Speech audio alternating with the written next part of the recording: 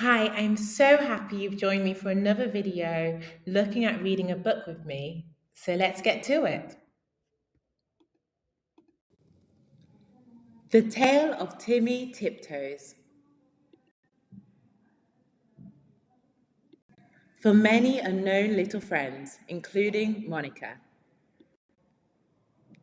by Beatrix Potter, author of The Tale of Peter Rabbit, etc.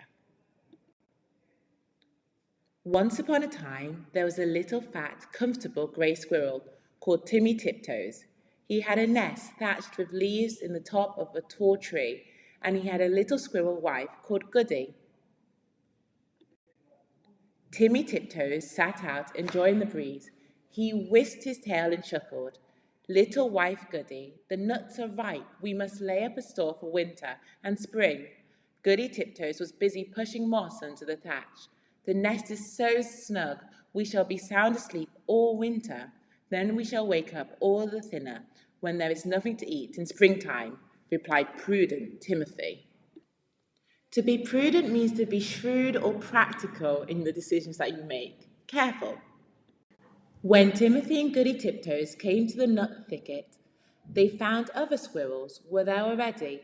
Timmy took off his jacket and hung it on a twig. They worked away quietly by themselves. Every day they made several journeys and picked quantities of nuts. They carried them away in bags and stored them in several hollow stumps near the tree where they had built their nest.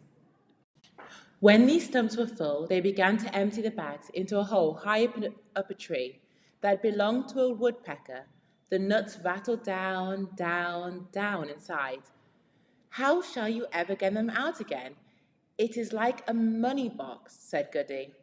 I shall be much thinner before springtime, my love, said Timmy Tiptoes, peeping into the hole. They did collect quantities because they did not lose them. Squirrels who bury their nuts in the ground lose more than half because they cannot remember the place.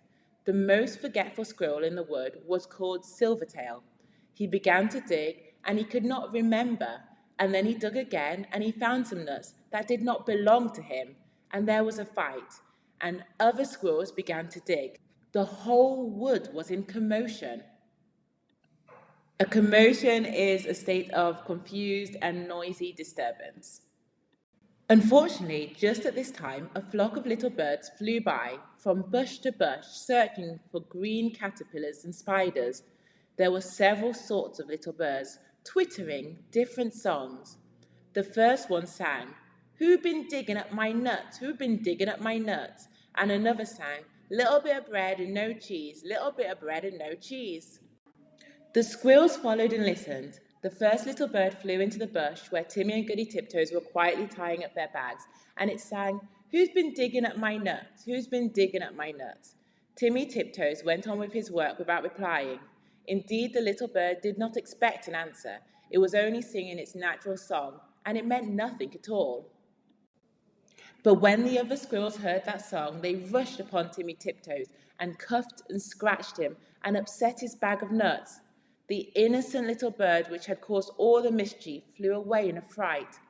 Timmy rolled over and over and then turned tail and fled towards his nest, followed by a crowd of squirrels shouting, "Who's been digging up my nuts?"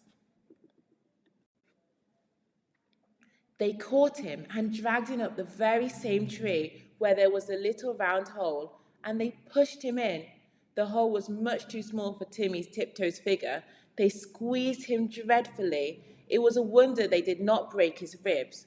"We will leave him here till he confesses," said Silvertail Squirrel, and he shouted into the hole, "Who's been digging up my nuts?" Timmy Tiptoes made no reply. He had tumbled down inside the tree upon half a peck of nuts belonging to himself. He lay quite stunned and still.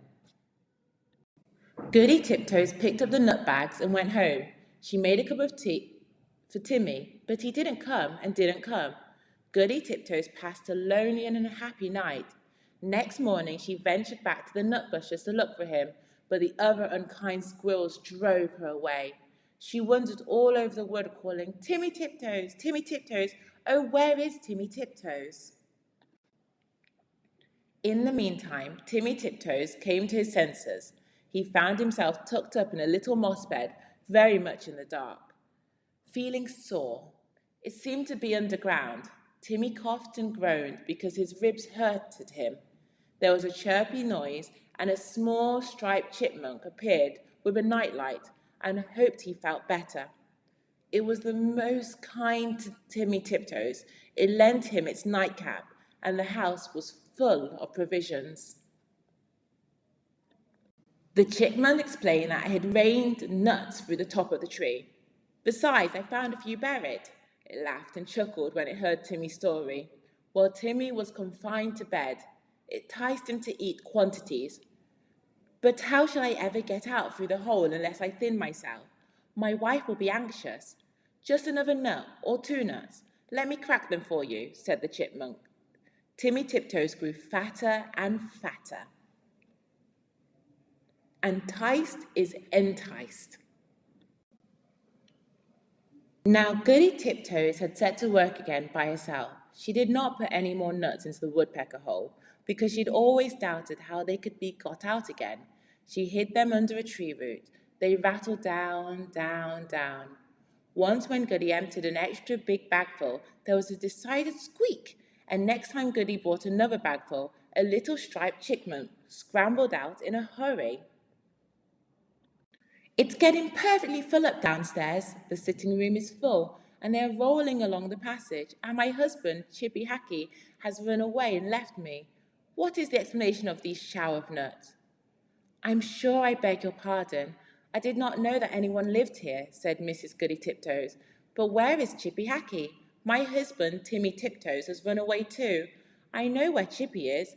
A little bird told me, said Mrs. Hackey. She led the way to the woodpecker's tree, and they listened at the hole. Down below there was noise of nutcrackers, and a fat squirrel voice and a thin squirrel voice were singing together. My little old man and I fell out. How shall we bring this matter about? Bring it about as well as you can, and get you gone, you little old man. You could squeeze in through that little round hole, said Goody Tiptoes. Yes, I could, said that chipmunk, but my husband Chippy Hackey bites. Down below there was a noise of cracking nuts and nibbling, and then the fat squirrel voice and the thin squirrel voice sang, for the diddle-dum day, diddle-diddle-dee, day diddle-diddle-dum day. Then Goody peeped in at the hole and called down, Timmy Tiptoes. Oh, fie, Timmy Tiptoes. And Timmy replied, Is that you, Goody Tiptoes? Why, certainly. He came up and he kissed Goody through the hole, but he was so fat that he could not get out. Chippy Hackey was not too fat, but he did not want to come. He stayed down below and chuckled. And a chuckle is a laugh. And so it went on for a fortnight, till a big wind blew off the top of the tree and opened up the hole and let in the rain. Then Timmy Tiptoes came out and went home with an umbrella. And a fortnight is 2 weeks, so a fortnightly is every 2 weeks.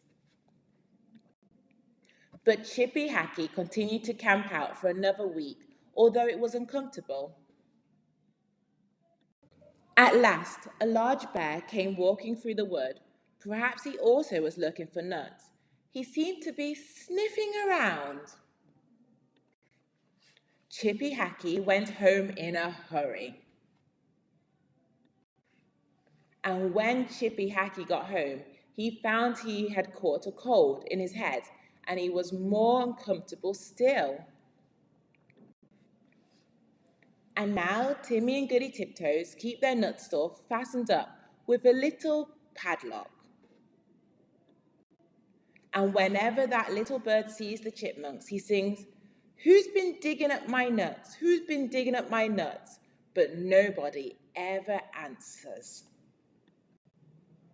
The end.